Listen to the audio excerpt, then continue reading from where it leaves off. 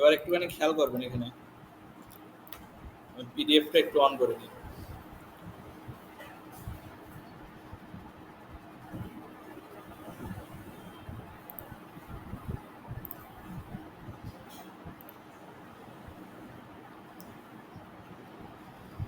এখানে দেখবেন যে স্বরবর্ণ টাইপিং আছে, ব্যঞ্জন বর্ণ টাইপিং আছে। এখন এই টাইপিং দেখার আগে আমাদের আর একটা জিনিস দেখতে হবে যে আমরা আমাদের ফার্স্টে হলো এটা ইংরেজিতে থাকবে, এটা আমাদের বাংলায় কিভাবে কনভার্ট করবো, কিবোর্ডটারে বাংলায় কিভাবে কনভার্ট করবো।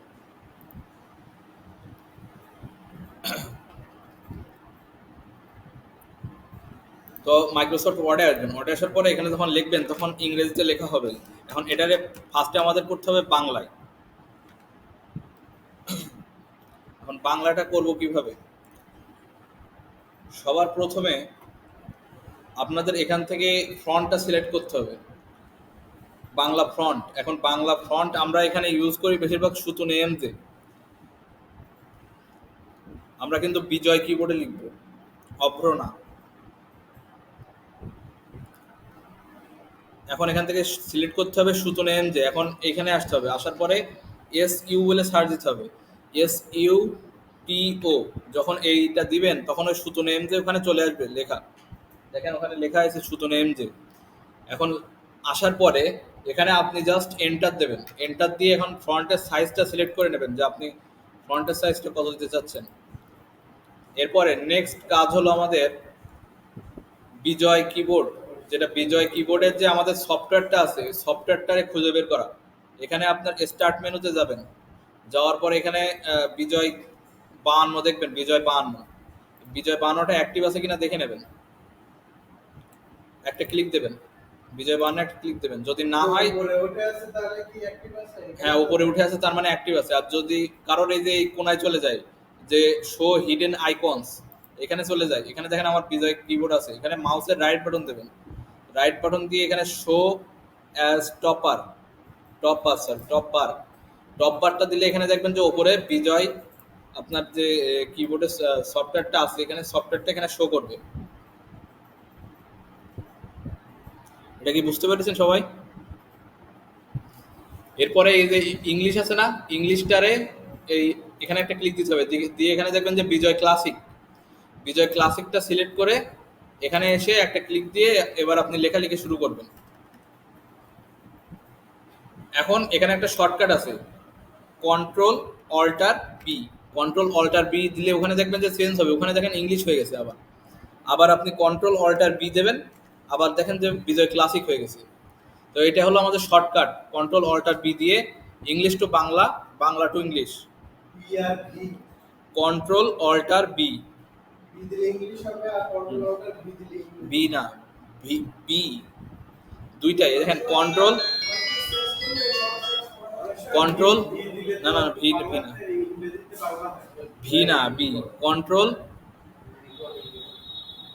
কন্ট্রোল অল্টার ভিটা যখন দেবেন তখন ইউনিকোড হবে, ইউনিকোডটা আপনার এইখানের না, এখানে যখন নেটে লেখালেখি করবেন না বাংলায় তখন ওটা ইউনিকোড। যখন আমি ক্রোমে সাপোজ সার্চ দিব, হ্যাঁ বুঝলাম না, ফ্রন্ট সুতো নেম যে, সুতো নেম যে এখানে যখন আমরা লিখবো তখন এখানে ইউনিকোড ব্যবহার হবে, এখানে ইউনিকোড দিয়ে আমরা লিখতে পারবো। কিন্তু যখন আমাদের এই সফটওয়্যারে লিখবো, যখন সফটওয়্যারে লিখবো, যখন এই যে সফটওয়্যারে লিখবো আমরা তখন সেক্ষেত্রে আমরা বিজয় ক্লাসিক নিতে হবে। আর এমনি বাইরে লেখার সময় আপনি এখানে ইউনিকোড নেবেন।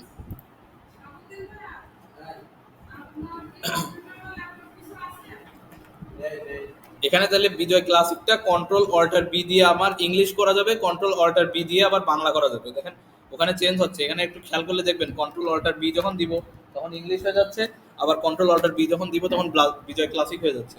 তো এভাবে আমরা এগুলো ঠিক করবো, ফ্রন্ট চেঞ্জ করবো আর কি। এরপরে টাইপিং এ যাই আমরা একটু, সেট আপটা কি আগে সবাই পারিছেন আগে তাই দেখেন, সেট আপটা হয়ে গেলে তারপর আমরা অন্য কাজে যাবো। সেট আপটা কমপ্লিট করে ফেলেন সবাই।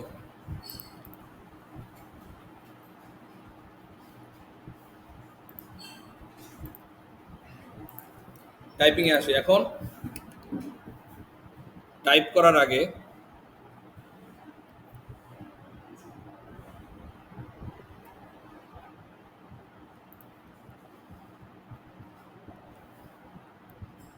যুক্ত বর্ণগুলো আগে দেখি, অ আর হ্রস্বই দীর্ঘই। তাহলে দেখেন এখানে আপনাদের যে পিডিএফটা দিছি আমি, তো এখানে দেখেন বিজয় বাংলা স্বরবর্ণ টাইপিং টেস্ট। এখানে আপনার অ অ লিখতে গেলে কি চাপ দিতে হবে? Shift F. এখন শিফট এফ কোনটা? এখন এই যে শিফট, আপনার এই যে কিবোর্ডে দেখবেন শিফট আছে, শিফট চাপ দিয়ে এফ। এফ কোন জায়গায়? এফ। শিফট চাপ দিয়ে এফ, অ। এরপরে আ লিখতে গেলে কি করতে হবে? G plus F. তাহলে স্পেস দিলাম, স্পেস দিয়ে জি এফ। এরপরে হ্রস্ব লিখতে গেলে কি করতে হবে? G D. স্পেস দিলাম, জি ডি। এটা কি সূত্রটাই কি এভাবে শেখার না ইংলিশ মানুষ দিয়ে শেখার না এমনি যেটা বাংলা আছে কোথায় আছে বাংলা কি দিলে কি স্যার হ্যাঁ হ্যাঁ বাংলা না থাকলে মানে বাংলা না থাকলে তখন এটা হ্যাঁ, বাংলা না থাকলে ওইটা। আর বাংলা যখন থাকবে হ্যাঁ হ্যাঁ, বাংলা যখন থাকবে বাংলা থাকলে আপনি এখান থেকে দেখে দেখে করুন। আর আপাতত জাস্ট এমনি দেখার জন্য, কারণ এখানে আন্দাজে লেখার যে আন্দাজে লিখবো এটা ওই আন্দাজে লিখতে গেলে আপনার এই সিস্টেমটা তো ফলো করতে হবে। হ্যাঁ হ্যাঁ হ্যাঁ, আন্দাজে, কারণ এখানে আপনার অনেকগুলো উপর নিচে দেখেন সংখ্যা আছে, কিবোর্ড মুখস্থ করতে হবে, অত ইয়ে করা লাগবে না আমাদের, জাস্ট এমনি বেসিকটা দেখলেই হবে। ইংলিশে কোথায় কি আছে এটা বলতে পারি, কিন্তু এটা জানতে গেলে ইংলিশ বাংলা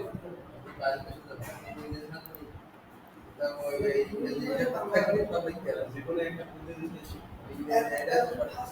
তাহলে এটাই ফার্স্টে আমরা সিম্পলি আগে এই দেখে শিখবো, দেখার পরে এবার আস্তে আস্তে আমরা মনে করেন যে ওইগুলো ভালোভাবে আরো বুঝতে পারবো। হ্যাঁ, এখন যে যুক্ত বর্ণ পারবে সে আরো ভালো পারবে। এখানে দেখেন একটা সিস্টেম আছে বাংলা লেখা। আমি কিভাবে লিখি দেখেন, এটা ও আর হ্রস্বই। এখন আমি কিবোর্ডের দিকে তাকাবো, কিবোর্ডের দিকে একটু সবাই তাকান। এখানে দেখেন ওয়া আর হ্রস্বই। এখন এই হ্রস্বই, এরপরে দীর্ঘই আছে। এখন দীর্ঘই, দীর্ঘইটা এটা আমাদের যুক্ত বর্ণ দিতে হবে। এখন যুক্ত বর্ণ দেওয়ার সময় এই জি আপনার মাস্ট চাপতেই হবে। তাহলে জিটা চাপ দিলাম, জিটা চাপ দেওয়ার পরে এখন এখানে তো দীর্ঘ মানে দীর্ঘই তো নেই, হ্রস্বই দীর্ঘই তো নেই। এখন দীর্ঘইটা দিতে গেলে এখানে দীর্ঘ দীর্ঘিকার আছে, দেখেছেন? রস্মিকার দীর্ঘিকার আছে না? এখন ওই যে আপনার জিটা চাপ দিয়ে, মানে ওই যে জি এর নিচে দেখেন একটা ইয়ে আছে, যখন আমি জিটা চাপ দিচ্ছি ওখানে একটা যুক্ত বর্ণের একটা ইয়ে আসতেছে, আপনার চিহ্ন আসতেছে। হ্যাঁ, যুক্ত বর্ণের একটা চিহ্ন আসতেছে, ওইটা প্লাস আমি যখন শিপ চাপ দিয়ে, শিপ চাপ দিয়ে ডিটা চাপ দিব, তাহলে আমার এটা দীর্ঘিকার উঠবে।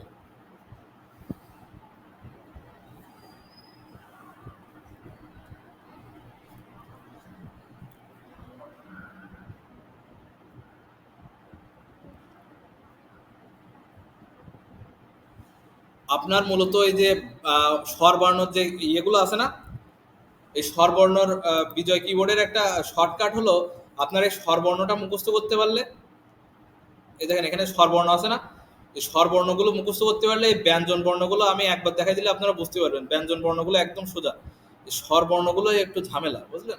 এই স্বরবর্ণগুলো একবার মনে করেন যে ভালোভাবে ইয়ে করতে পারলে, আয়ত্ত করতে পারলে ব্যঞ্জন বর্ণগুলো সোজা, কারণ স্বরবর্ণগুলো আপনার সব যুক্ত বর্ণ। এই দেখেন এখানে আমি একটু ব্যঞ্জন বর্ণ টাইপ করে দেখাই, স্বরবর্ণটা একটু পরে করেন। ব্যঞ্জন বর্ণ একদম সোজা, দেখেন ওয়ার্ডে যাবেন, ওয়ার্ডে গিয়ে এখানে ব্যঞ্জন বর্ণ সব দেখেন যে পরপর লেখা আছে, ক খ গ ঘ।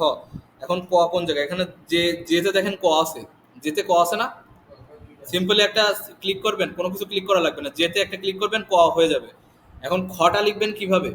এখন দেখেন ওপর নিচে আমাদের দুটো আছে, ক আর খ। এখন ওই যে খটা কোন জায়গায়? খটা উপরে, উপরে আছে না আমাদের।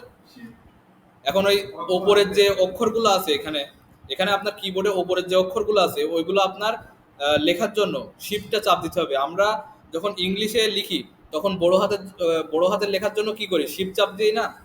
তো এখানে সেম ওই বড় হাতের জায়গায় আমরা এখানে ওই ওপরে যেটা আছে মানে ক এর ওপরে যেটা আছে সেটা লেখার জন্য আমরা শিপ চাপ দিব। যেরকম ত থ আছে দেখেন, ত থ, এখন থটা কি, থটা উপরে আছে না, থটা তো সিম্পল কে এর উপরে একটা ক্লিক করলে এখানে ত হয়ে যাচ্ছে। এখন থটা যদি আমি লিখতে চাই তাহলে কি করতে হবে, এখানে শিপ চাপ দিয়ে ওই যে কেটা ক্লিক করতে হবে। কেটা ক্লিক করলে কি হচ্ছে, ওই ওপরে থ আছে, ওই থটা আমার ওখানে বসে যাচ্ছে। মানে শিপ চাপ দিলে ওপরের লেখাগুলো লিখতে পারবেন আপনি। তাহলে এই যে ব্যঞ্জন বর্ণের কোনো সমস্যা নাই, মানে জাস্ট আপনি শিপ চাপ দিলেই ওটা হয়ে যাবে। আমার সমস্যা হলো স্বরবর্ণ। এখন স্বরবর্ণটা একটুখানি আগে প্র্যাকটিস করে নেন সবাই। এখানে আমি স্বরবর্ণটা বের করে দিচ্ছি।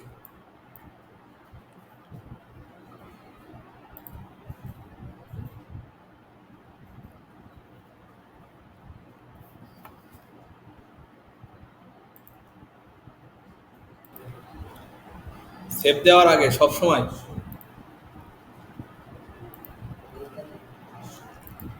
লেখাগুলো হয়ে গেলে আপনার ইয়ে করেন, সেভ দিয়ে দেন। আর সেভ করার আগে অবশ্যই এখানে আপনার ফন্টগুলো চেঞ্জ করে দেবেন। ফন্টগুলো চেঞ্জ করে দেবেন বলতে কি, এখানে সুতন এমজের জায়গায় ক্যালিব্রি লাইট দিবেন, আর এই যে বিজয় ক্লাসিকের জায়গায় আপনার ইংলিশটা দিয়ে দেবেন, অথবা কন্ট্রোল অল্টার পি।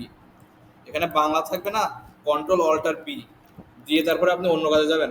কারণ কি জানেন, এখানে আপনি যখন ফ্রন্টটা বাংলা থাকবে তখন ওই কিবোর্ডটা কিন্তু পুরোটা বাংলা থাকবে, তখন আপনি অন্য কোনো কাজ করতে গেলে সমস্যা হবে। যেরকম ইলাস্ট্রেটরে আমরা যখন কাজ করবো টুলসের, তখন কিন্তু সমস্যা হবে। সেজন্য সবসময় বাংলা লেখা হয়ে গেলে বাংলাটারে আবার ইংরেজি করে দেবেন। কারণ আমরা সবসময় ইংরেজি শর্টকাট ইউজ করি, আমরা সবকিছু মূলত ইংরেজিতে করি, বাংলা কিন্তু কিছু করি না আমরা। সেক্ষেত্রে আমরা যখন যখন এই বিজয় বানানোটা অ্যাক্টিভ থাকবে আমাদের বাংলায়, তখন কিন্তু আমাদের অনেক সমস্যা হবে টুলসের কাজ করতে করতে গেলে, ইলাস্ট্রেটরে, ফটোশপে এগুলো কাজ করতে গেলে সমস্যা হয়। যেরকম আপনি ইলাস্ট্রেটরে এখানে বাংলা ফ্রন্ট থাকা অবস্থায় জুম করতে পারবেন না, এই জুম বলছি কেন, হ্যান্ড টুলের কোনো কাজ করতে পারবেন না। এখানে সাপোজ একটু দেখেন, এখানে যদি আমার একটু বাংলাটা থাকে, এখানে আপনি ইলাস্ট্রেটরে এসে যতই আপনি হ্যান্ড টুলে কাজ করেন না কেন, হ্যান্ড টুলের কোনো কাজ হবে না এখানে। এছাড়াও আপনার অনেক টুলস আছে যেগুলো আপনার ওই কিবোর্ডের মানে ইয়েগুলো চেঞ্জ হয়ে যায়, কিবোর্ডটা চেঞ্জ হয়ে যায়, বুঝলেন? বাংলা যখন দেবেন তখন কিবোর্ডটা চেঞ্জ হয়ে যায়, মানে অনেক কিছু আপনি এর ভিতর থেকে করতে পারবেন না।